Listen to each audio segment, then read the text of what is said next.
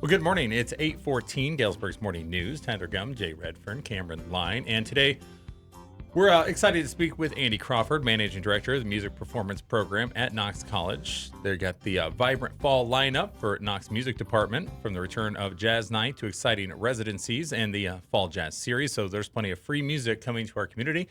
So, of course, Andy, welcome back. Good to see you. Thanks for coming in. Thanks for having me. Well, what should we start with, Jay? How about Jazz Night? It's coming up, starts this week, and you have a new location. You're going to Smokin Willies Barbecue. What's it going to look like this year? We're really excited to have a new home for Jazz Night. You know, Jazz Night started back in 1991, and so pretty much every Thursday night while school's in session, there's been jazz in Galesburg. And we've had multiple homes over the years, and we're really excited to go to Smokin Willies. If you've never been there, it's the old Moose Lodge about a block north of Main Street on Cherry Street. And so it's got a full bar and restaurant, but then a big room right off of the bar and restaurant with a real stage and plenty of space. So for all the different events that we're going to have, there's lots of room to spread out. So I think it's going to be really, really great change. Plenty of parking across the And street. yeah, and that's actually one of the big bonuses, especially when we have Rutabaga coming around. There's lots of parking around there. So yeah, it's going to be a great change. For somebody who hasn't gone, tell us about Jazz Night. What times it start? How long does it last? What all does it involve? Sure. So Jazz Night features the Cherry Street Combo, which is the top jazz combo at Knox. It's all students, and they play from 7 p.m. until 10 p.m., typically 3 sets starting on the hour. And they really develop throughout the year. So we have a number of regulars that come out every Thursday night, and they're always, by the end of the year say, God, it's really been fun to see these kids develop, because a lot of them are new to playing jazz or playing this much. I mean, playing a 3-hour gig every single week is a lot. Mm-hmm. And so they really develop quickly. And this group is pretty new. I've got 2 returning members, so I've got 5 new members. Actually, I've got 3 returning members, 4 new members. So, they're gonna find their own personality as we go through. So, yeah, we're every week until mid-November, and then when Knox goes on winter break, we'll take a break as well, and then we'll hit it again in January and pretty much be there until the end of May. And there's no charge for that? There is no charge, and it's all ages. Is the combo always kind of the same size? Typically, it varies. It's been as small as 4 people, mm-hmm. And this year we're at 7. So we've got a vocalist and 3 horn players and a rhythm section. So it's nice. We have a number of guest big bands coming in this year. What's nice about being in the bigger space is it does allow us to bring in some of the high schools. And so we've got Rova coming a few times. We've got Galesburg High School coming. We have Sherrard coming. And we'll see if we have any other bands coming in. And that gets underway this Thursday? Yep, this Thursday, September 18th is when we start. Okay. How about the Fall Jazz Series? I think you have 3 standout events with masterclasses and performances. Can you give us a rundown of the lineup? Sure. So we've been doing the Fall Jazz Series for a few years, and the idea is it's on the same night as Jazz Night, so it's really in conjunction with Jazz Night. And we start off at 6 p.m. People can come, get some food, and it's kind of an informal masterclass with the guest artist from 6 until 7, and then the guest artist jams with the Cherry Street Combo from 7 to 10. And so it's a really great opportunity for the students to be able to play with these really wonderful musicians, and then also for the audience to kind of see what happens organically between the students and the artists, because they don't rehearse beforehand. Like, it's just kind of whatever happens. So what we've got coming up is on October 2nd, I believe. We have Jake Havlac and his band Maiden King. So they're actually like an indie folk band from Chicago that are coming in for our Knox Rocks Residency, but they're also jazz players, so they're going to do that first fall jazz series. And then October 16th. 16th, yeah. We have the wonderful Matt Wilson. I'm sure many of your listeners know who Matt Wilson is. He's from Knoxville. Wonderful drummer who lives in New York City. He's been voted, best jazz artist of the year many times. So it's always fun having him back. And so we'll have 2 drum sets on stage, and he'll be playing with our drummer, and it'll be a lot of fun.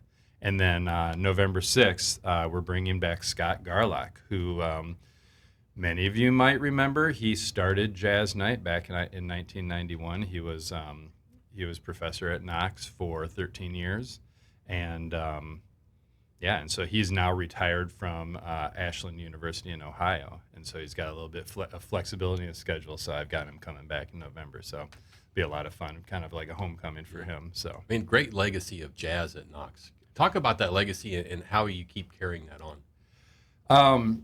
Yeah, well, it all started in 1980 with Mona Terlentes over at Carl Sandburg when she started the Rutabaga Jazz Festival, and it started really small and then grew, and I think it took a hiatus of 1 year, and then Scott, when he was here, saw that there was this festival, and so he rejuvenated and brought it over to Knox, and then he started this culture of a jazz night. Every Thursday night, he wanted a jam session where the students and also local musicians could come in and play. And so it's always just been part of the culture in Galesburg. It's really, you do not find this other places. The fact that we've had the same gig for 35 years is pretty incredible. Granted, we've moved around to different venues throughout, but it's something consistent. Then anyone from Galesburg knows, like, oh yeah, Thursday night jazz, like that's that's part of it. My wife's a teacher over at Galesburg High School, and she'll ask her students, like, what's your favorite type of music, and they'll say something, I like Taylor Swift and jazz, or I like, and it's really, why does that happen? Well, it's because there's just been this exposure that has been here, and it's part of the culture. So why do you think it's sustained so long here in Galesburg? It's a good question. I mean, is it the community? Is it the actual performers? I guess it's a combination of both. You have to have the support. Yeah, I think it's the community and just the consistency. Like that is something that keeps these type of things going. Like if you're constantly moving around, like different days or different times or whatever, like just knowing that every Thursday night is going to be jazz night. And there's been a lot of support from the community, both faculty and staff and students, and the broader community, and these venues who are willing to have us come in. And obviously the groups, there's kind of an arc to the student groups. It seems like every 3 or 4 years they're really good, and then they graduate, and then we have to rebuild again. And so and I think it's just fun for people to see that too, like how they can grow in this time. Right. It's not always spectacular. These first few weeks are going to be a little rough, just because they have to put together 3 hours of music on a handful of rehearsals. Like that, that's hard. Yeah. Right. But that's where they learn. Like it's you learn so much better when you're on the spot playing live. And that's kind of the history of this music too. Is Knox a destination for students interested in jazz? I would say that it definitely plays a part in students' decisions when they're interested in jazz. Knox is a really good place for someone who wants to pursue their passions, whatever they happen to be, whether it's computer science or business, but they also happen to play music, because you can do both things at Knox. I wouldn't say we're a jazz school. We're not going to be able to compete with schools that's the primary thing that they do, like a Berkeley out in Boston, or or Indiana University or whatever, which are actually like jazz destinations where that's where they're going to pursue that as their career. But this is where they're pursuing something else, but they also want to be able to play. And I assume some come here with no idea that they're going to be interested or perform jazz, and then they do. Exactly. Yeah. they go out to jazz night and they see it and they're like, that's cool. I want to do that. Yeah. Well, see, that's what I felt like you weren't saying is that what draws people in. Well, jazz is kind of cool. Yeah. So I mean, I remember being in high school. I mean, you want to play the drum set, you jazz band. So Yeah. that's cool, Yeah. And so now, that's kind of. I think that plays a hand in it too. I mean, Definitely. it's always been kind of cool. Yeah. I mean, you can play it with sunglasses on. It's cool. Yeah. Yeah, definitely. And I mean, I think we also have this new program called Knox Rocks that we started up 3 years ago.